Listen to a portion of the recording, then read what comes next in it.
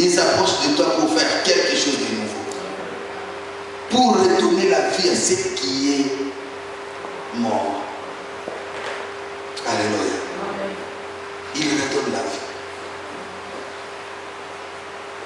Et du coup, les chants d'allégresse, les chants de louange ont dominé sur les plaies. Et je te dis, bien aimé, les chants d'allégresse, les chants de louange vont dominer sur les plaies dans ta vie. Qui dit Amen? Amen. Si tu acceptes, tu dis encore Amen. Il faut que ça Amen.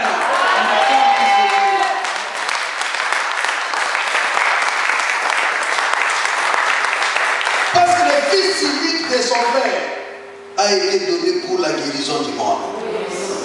La Bible dit, car Dieu a tant aimé le monde, il a donné son Fils unique, afin que quiconque croit en lui ne périsse point, mais qu'il ait la vie éternelle. Alléluia. La vie éternelle, ce n'est pas seulement spirituel, mais la vie éternelle, c'est aussi physique. C'est aussi physique. Parce que quand Nicodème s'est approché de Christ, il lui a posé la question. En fait, Nicodème ne s'était même pas exprimé. Mais déjà avec la conversation, Nicodème a dit à Jésus, mais maître, Nicodème, lui qui était le docteur de loi, le docteur de la loi, qui connaissait la loi mieux que tout le monde, quand il s'est approché de Jésus, ce jeune homme de 33 ans qui n'avait même pas étudié, il a appelé maître. Alléluia. Il a dit, maître, je sais que tu es un docteur venu de Dieu, car personne ne peut faire les choses que tu fais. Qu'est-ce que Christ faisait? C'était des prodiges, c'était des miracles. Mais Christ répliqua en lui disant, en vérité, je te l'ai dit, personne ne peut voir le royaume de Dieu s'il est né de nouveau. Alléluia. Donc personne ne pouvait voir les miracles que Christ faisait s'il est né de nouveau. Dans le royaume de Dieu, la vie éternelle, c'est aussi les signes, c'est aussi les prodiges. Alléluia. Dieu veut faire quelque chose dans ta vie pour prouver que réellement tu as le royaume de Dieu en toi. Alléluia. Dieu est prêt. Mais c'est comme il a dit à Nicodème, tu ne peux pas voir le royaume de Dieu. Tu ne peux pas expérimenter la vie éternelle si tu ne nais de nouveau. Alléluia.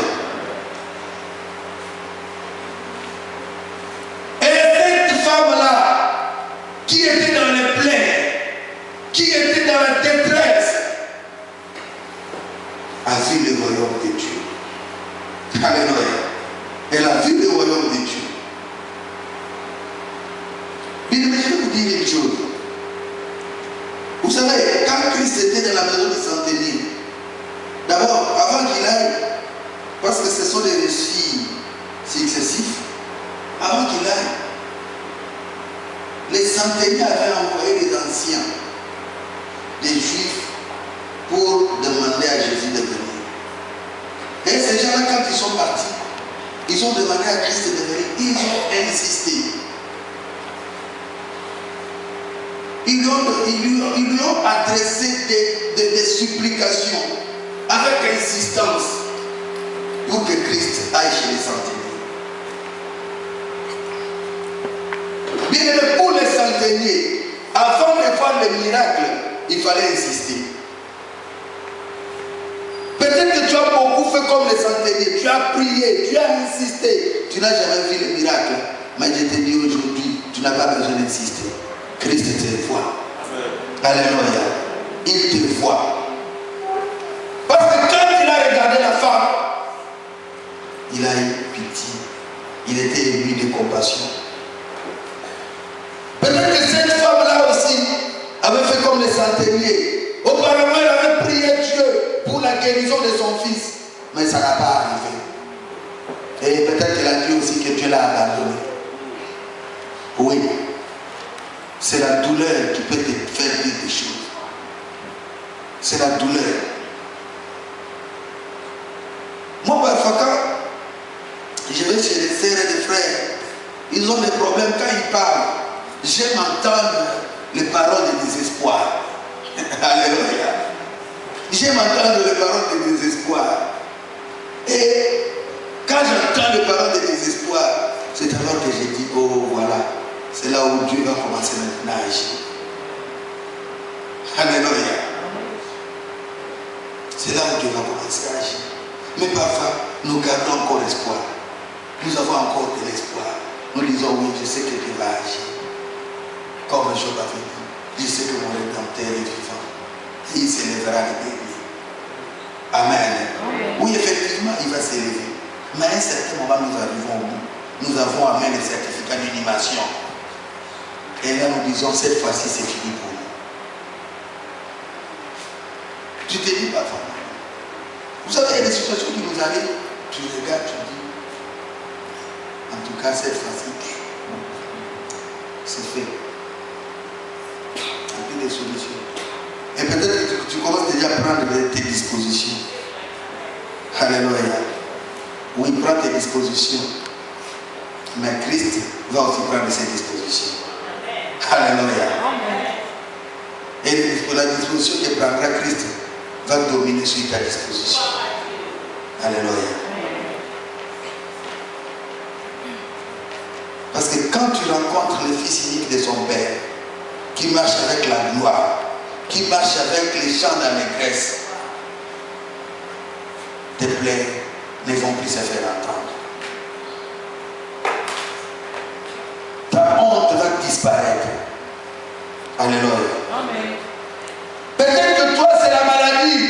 On t'a dit non. C'est fini pour toi. Il te reste quelques temps pour vivre. Moi, parfois, j'aime les médecins blancs. Parce qu'ils ne sont pas comme chez nous. Nos médecins ne disent pas non, il te reste quelques temps. Non, non, ils ne le disent pas. Nos médecins, ils ont fait un peu de la psychologie là. La psychologie médicale, qui sont vraiment spécialisés en ça.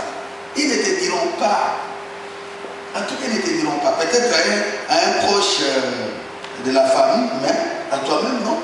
Ils ne te diront pas. À une certaine période, j'étais malade. C'était en 2010. J'étais malade. Et je suis allé partout. D'abord, j'avais fait une crise. On m'a mis en urgence. Les gens ont pleuré. J'ai été soigné après un certain temps, j'étais debout, mais ça n'allait pas. Ça n'allait toujours pas. On me dit, bon, il y avait un centre de santé qui était aussi spécialisé, performant, près de chez moi. Vous voulez que j'aille loin, que je passe par là. Alors j'arrive. Je trouve un médecin, c'est un Suisse. Je le vois. Je pose mon problème. Il fait tous les diagnostics. Il regarde. Il a vu des choses. C'était vraiment la première fois qu'on m'a déshabillé. On met des choses, des histoires que je n'avais jamais compris, jamais vues auparavant. Après, il me regarde et me dit, bon, jusque-là, je trouve que je ne trouve rien. Mais ce qu'on va faire, ça peut être le VIH. Voilà ce qu'il me dit, clairement, comme il dit, ça peut être le VIH. Alors tu dois d'abord passer quelques examens, ensuite, tu vas venir pour les dépistages. Alléluia. Et chez nous, quand je dis à quelqu'un comme ça, mais là, ça trouble. Et chez les Blancs, c'est comme ça. Il dit, ça peut être le VIH. Alors, ça m'a un peu troublé. Ouh. J'ai senti un peu le vertige. Après, quand je suis revenu sur mes deux pieds, j'ai commencé à réfléchir. D'où ça peut venir? Alléluia. Amen. D'où ça peut venir? Je me suis dit de nulle part. Alléluia. Et c'est comme ça. C'est comme ça que j'ai dit, j'aime pas les médecins blancs parce qu'ils disent non, il te reste quelques temps, il te reste, monsieur, si tu vas vivre longtemps, c'est une année. Ça, c'est le médecin. Amen. Mais Christ te dit si tu vas vivre longtemps, c'est à l'éternité. Alléluia. Amen. Bien aimé, personne ne peut écouter ta vie. Quand tu rencontres le fils unique de son père, personne. Tout ce qu'ils disent, tout ce qu'ils prophétisent, même si c'est une prophétie. Alléluia. Amen.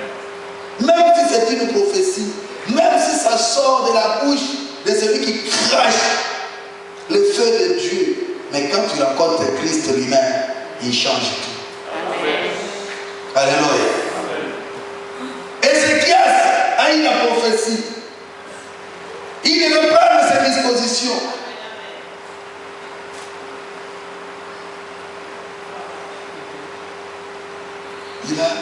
Il a écouté. Mais il est rentré vers ces messieurs-là. Alléluia. Il est rentré vers ces messieurs-là. Et il avait tout changé. Christ est celui qui bouleverse tout. Parce que quelqu'un qui ressuscite un mort, qui est prêt à être inhumé, c'est que c'est quelqu'un qui bouleverse les choses. Qui dit Amen. Amen. Et Christ va bouleverser les choses dans ta vie. Il va bouleverser ta situation. Dites Amen. Amen. Je ne connais pas ta situation, mais l'Esprit de Dieu insiste sur ça. Et il me dit qu'il y a beaucoup de gens qui sont dans des situations difficiles. Alléluia. Mais Christ est là pour changer ta situation. Mais je vais vous dire une chose. Il faut seulement faire une chose aussi. Prendre la décision de s'attacher à nous. Prendre la décision de marcher dans la crainte de Dieu.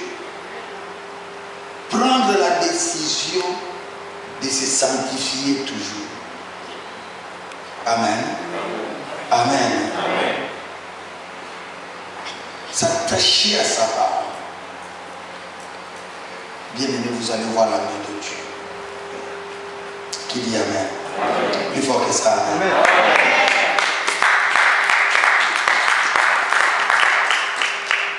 Oui. Si vous croyez, vous verrez la gloire de Dieu. Si vous êtes prêts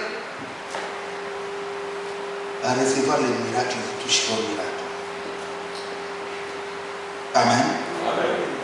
Amen. Même si le désespoir s'était installé, même si on vous a dit que là, ça ne rate pas, mais moi je vais te dire que ça va rater. Et ce n'est pas moi qui te dis, c'est l'Esprit de Dieu qui te dit que ça va rater. Et c'est la parole de Dieu qui te dit que ça va rater. Parce que Dieu est celui qui bouleverse les choses. Il change de situation. Il change de situation. Et il est prêt à changer aussi la situation de quelqu'un ce matin. Amen. Amen. Amen. Est-ce qu'on peut acclamer pour cette Dieu?